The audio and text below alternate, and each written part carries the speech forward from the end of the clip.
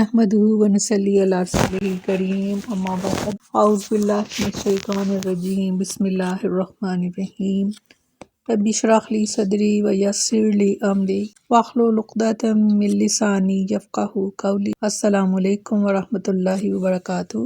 کیسے ہیں آپ سب؟ انشاءاللہ خیر و عافیت سے ہوں گے۔ اللہ تعالیٰ آپ سب کو اپنے حفظ و امان میں رکھے، آمین ثم آمین۔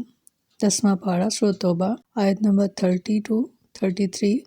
لفظی ترجمہ: وقالت الیہود، اور کہا یہود نے، عزیر علیہ السلام ابن اللہ، نعوذ باللہ، اللہ کا بیٹا ہے۔ وقالت النصارى، اور کہا نصارہ نے، مسیح ابن اللہ، کہ مسیح اللہ کا بیٹا ہے۔ ذالک، یہ قولہم، ان کی باتیں ہیں، بافواہہم، ان کے منہوں کی، یضاہئون، کہ وہ ریس کرتے ہیں، قولا، باتوں کی، الذین، ان لوگوں کی جو کافر تھے، من قبل، ان سے پہلے، قاتلہم اللہ، ہلاک کرے ان کو اللہ، انا، کہاں، یؤفکون، وہ بہکے جا رہے ہیں۔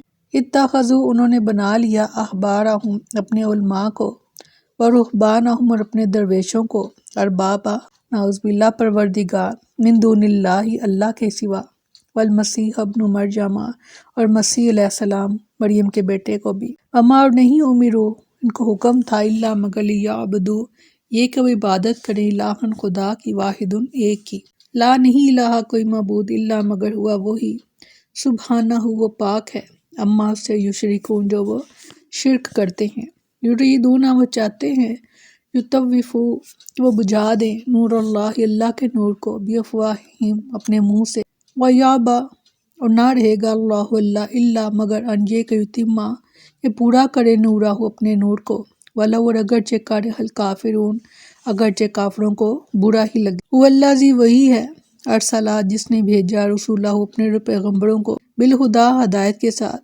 ودین الحق، اور حق دین کے ساتھ، لیظہرہ، تاکہ غالب کرے اس کو، علی الدین، دینوں پر، کلہ، تمام، ولو، اور اگرچہ کرہ المشرکون، اگرچہ مشرک ناخوش ہی ہوں۔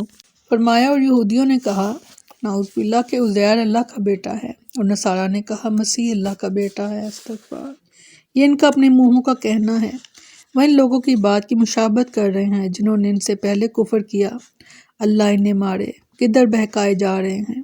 یہود و نصارہ کے مشرکانہ عقائد بیان کیے جا رہے ہیں تاکہ مسلمان انہیں جان کر ان کے خلاف جنگ پر آمادہ ہوں۔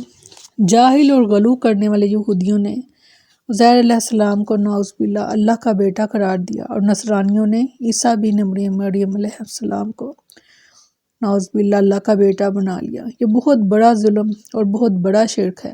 انہوں نے اسی عقیدے کو اپنے مذہب کی بنیاد بنا کر اس کی دعوت دینا شروع کر دی۔ یہ اللہ کی بغاوت ہے، اور اسی وجہ سے اللہ تعالیٰ کو ان پر سخت غصہ ہے۔ مشرک اور اہل مکہ بھی اس قسم کے شرکیہ اور ناپاک عقائد رکھتے تھے۔ کوئی کہتا، نعوذ باللہ، کہ فرشتے اللہ کی بیٹیاں ہیں۔ کسی نے اللہ کے برگزیدہ بندوں کو اللہ کے، نعوذ باللہ، بیٹے قرار دے دیا۔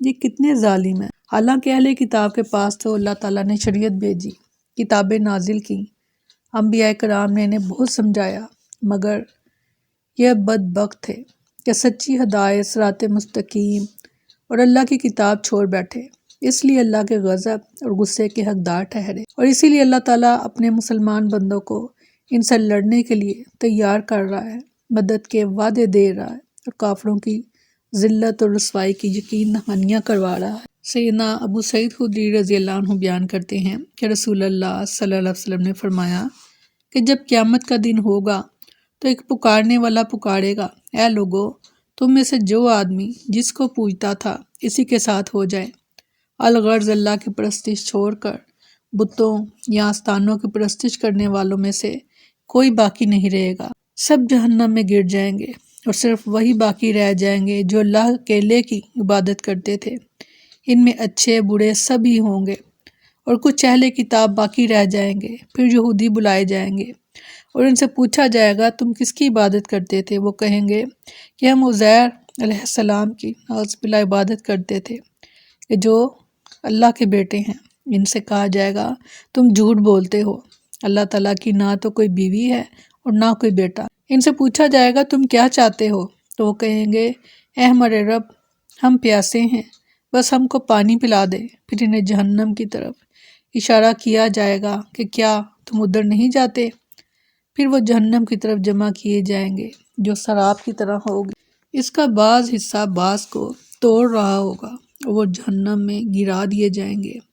پھر نصارہ کو بلایا جائے گا، پھر ان سے پوچھا جائے گا تم کس کی عبادت کرتے تھے؟ وہ کہیں گے ہم عیسیٰ علیہ السلام کی عبادت کرتے تھے، نعوذ باللہ، کہ جو اللہ کے بیٹے ہیں۔ ان سے بھی یہی کہا جائے گا تم بہت جھوٹ بولتے ہو، اللہ تعالیٰ کی نہ بیوی ہے اور نہ کوئی بیٹا۔ ان سے پوچھا جائے گا تم کیا چاہتے ہو، اور ان کے ساتھ بھی وہی ہوگا جو یہود کے ساتھ ہوا تھا۔ قاتلہم اللہ انا یؤفکون۔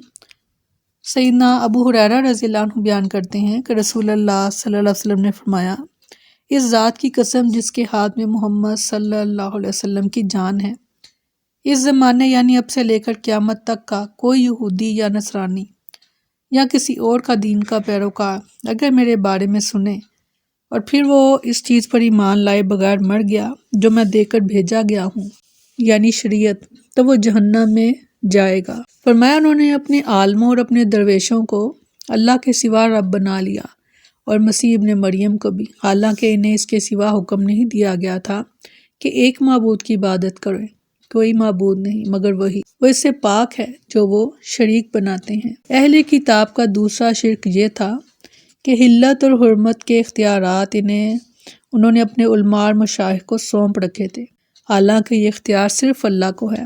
وہ کتاب اللہ کو دیکھتے تک نہ تھے، بس جو کچھ ان کے علماء اور مشائخ کہہ دیتے اسے نعوذ باللہ اللہ کا حکم سمجھ لیتے تھے، جبکہ ان کے علماء اور مشائخ کا یہ حال تھا کہ تھوڑی سی رقم لے کر ان کی مرضی کے مطابق فتویٰ دے دیا کرتے تھے۔ اس طرح انہوں نے اپنے علماء اور مشائخ کو رب کا درجہ دے رکھا تھا، نعوذ باللہ۔ انہوں نے عیسیٰ علیہ السلام کو بھی استغفار اللہ کے بجائے اپنا معبود بنا لیا، حالانکہ انہیں حکم یہ دیا گیا تھا کہ وہ صرف ایک اللہ کی عبادت کریں جس کے علاوہ کوئی معبود نہیں۔ فرمایا وہ چاہتے ہیں کہ اللہ کے نور کو اپنے منہوں سے بجھا دیں، اور اللہ نہیں مانتا مگر یہ کہ اپنے نور کو پورا کرے، خواہ کافر لوگ برا ہی جانے۔ اس آیت کریمہ میں اللہ تعالیٰ نے یہود و نصارہ کی ایک اور قسم کی گمراہی کو بیان کیا، یعنی وہ لوگ اپنے جھوٹے اقوال اور باطل مناظروں کے ذریعے اللہ کے آخری دین یعنی دین اسلام کی تکذیب کرتے ہیں اور لوگوں کو باور کرانا چاہتے ہیں کہ یہ اللہ کا دین نہیں ہے اور محمد صلی اللہ علیہ وسلم اس کے نعوذ باللہ آخری نبی نہیں ہے۔ تو ان کی مثال اس آدمی کی ہے جو آفتاب یا چاند کی روشنی کو اپنی پھونکوں سے ختم کرنا چاہتا ہو، جس طرح اس آدمی کی یہ حرکت مجنونانہ ہے اور وہ آفتاب یا مہتاب کی روشنی کو کوئی نقصان نہیں پہنچا سکتا۔ اسی طرح یہ یہود و نصارہ اپنی پھونکوں سے اسلام کی شمع کو نہیں بجھا سکتے، اس لیے کہ اللہ چاہتا ہے کہ چہار دانگ عالم میں اس دین کی روشنی پھیل جائے، اور کافروں کے ہزار نہ چاہنے کے باوجود ایسا ہو کر رہے گا۔ بے شک اللہ تعالیٰ نے اسی طرح سورۃ مائدہ میں بھی فرمایا، الیوم اکملت لکم دینکم واتممت علیکم نعمتی ورضیت لکم الاسلام دینا، کہ آج میں نے تمہارے لیے تمہارا دین کامل کر دیا اور تم پر اپنی نعمت پوری کر دی اور تمہارے لیے اسلام کو دین کی حیثیت سے پسند کر لیا۔ فرمایا وہی ہے جس نے اپنا رسول ہدایت اور دین حق دے کر بھیجا تاکہ اسے ہر دین پر غالب کر دے، خواہ مشرک لوگ برا ہی جانے۔ اس آیت سے یہ بھی معلوم ہوا کہ اللہ تعالیٰ دین اسلام کو تمام ادیان پر غالب فرمائے گا، دین اسلام غالب اور نافذ ہوگا، اور دوسرے تمام ادیان جو ہے مغلوب ہو جائیں گے اور اس کے مقابلے کتاب نہ لا سکیں گے۔ جہاں جہاں اسلام پہنچے گا دوسرے ادیان ان مقامات سے عملاً مٹ جائیں گے۔ اس حقانیت کو واضح کرنے والی چند احادیث جو ہیں سیدنا ثوبان رضی اللہ عنہ بیان کرتے ہیں کہ رسول اللہ صلی اللہ علیہ وسلم نے فرمایا میرے لیے زمین لپیٹ دی گئی یہاں تک کہ میں نے اس کے مشارق اور مغارب دیکھ لیے، اور ان قریب میری امت کا اقتدار اس زمین تک پہنچے گا جو میرے لیے لپیٹ دی گئی۔ سیدنا عمران بن حسین رضی اللہ عنہ بیان کرتے ہیں کہ رسول اللہ صلی اللہ علیہ وسلم نے فرمایا میری امت کا ایک گروہ برابر حق پر لڑتا رہے گا اور اپنے دشمنوں پر غلبہ پائے گا، حتیٰ کہ ان میں سے آخری گروہ مسیح دجال سے لڑے گا۔ سیدنا جابر بن سمرہ رضی اللہ عنہ بیان کرتے ہیں کہ رسول اللہ صلی اللہ علیہ وسلم نے فرمایا یہ دین ہمیشہ قائم رہے گا اور مسلمانوں میں سے ایک نہ ایک جماعت اس دین کی حفاظت کے لیے قیامت تک لڑتی رہے گی۔ سیدنا تمیم داری رضی اللہ عنہ بیان کرتے ہیں کہ میں نے رسول اللہ صلی اللہ علیہ وسلم کو فرماتے ہوئے سنا، یہ دین وہاں وہاں تک جائے گا جہاں جہاں دن اور رات ہے۔ اللہ تعالیٰ معزز کو عزت اور ذلیل کو ذلت دے کر شہر اور دیہات کے ہر ہر گھر میں اس دین کو داخل کر دے گا۔ عزت سے مراد وہ عزت ہے کہ جس کے ساتھ اللہ تعالیٰ اسلام کو معزز کر دے گا، اور ذلت سے مراد وہ ذلت ہے جس کے ساتھ اللہ تعالیٰ کفر کو ذلیل کر دے گا۔ سیدنا تمیم داری رضی اللہ عنہ اس حدیث کو بیان کرنے کے بعد فرمایا کرتے تھے کہ میں نے اس بات کا خود اپنے اہل خانہ میں مشاہدہ کر لیا کہ ان میں سے جو مسلمان ہوا اللہ تعالیٰ نے اسے خیر و بھلائی اور عزت اور شرف سے نوازا، اور جو حالت کفر پر رہا اللہ تعالیٰ نے اسے ذلت رسوائی سے دوچار کر کے جزیہ ادا کرنے پر مجبور کر دیا۔ بہت اہم آیات۔ اللہ کا دین غالب ہو کر رہے گا اور ایک نہ ایک جماعت ہمیشہ دین کے ساتھ دین کی حفاظت کرتی رہے گی۔ اللہ تعالیٰ ہمیں اس جماعت میں شامل فرمائے، آمین ثم آمین۔ السلام علیکم ورحمۃ اللہ وبرکاتہ۔